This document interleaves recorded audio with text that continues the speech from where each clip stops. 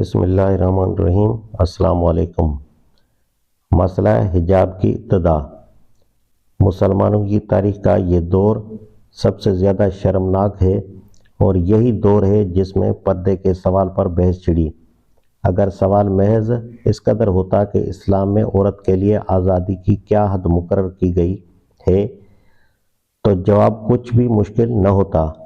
زیادہ سے زیادہ جو اختلاف اس باب میں پایا جاتا ہے وہ محض اس حد تک ہے کہ چہرہ اور ہاتھ کو کھولنا جائز ہے یا نہیں، اور یہ کوئی اہم اختلاف نہیں ہے۔ لیکن دراصل یہاں معاملہ کچھ اور ہے۔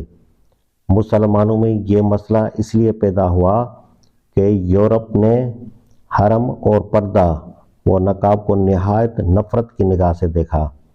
اپنے لٹریچر میں اس کی نہایت گھناؤنی اور مضحکہ انگیز تصویریں کھینچیں۔ اسلام کے عیوب کی فہرست میں عورتوں کی قید کو نمایاں جگہ دی۔ اب کیوں کر ممکن تھا کہ مسلمانوں کو حسب دستور اس چیز پر بھی شرم نہ آنے لگتی۔ انہوں نے جو کچھ جہاد، غلامی اور تعداد ازواج اور ایسے ہی دوسرے مسائل میں کیا تھا وہی اس مسئلے میں بھی کیا۔ قرآن، حدیث اور اجتہادات عامہ کی برگردانی محض اس غرض سے کی گئی کہ وہاں اس بدنما داغ کو دھونے کے لیے کچھ سامان ملتا ہے یا نہیں۔ معلوم ہوا کہ بعض عامہ نے ہاتھ اور منہ کھولنے کی اجازت دی ہے۔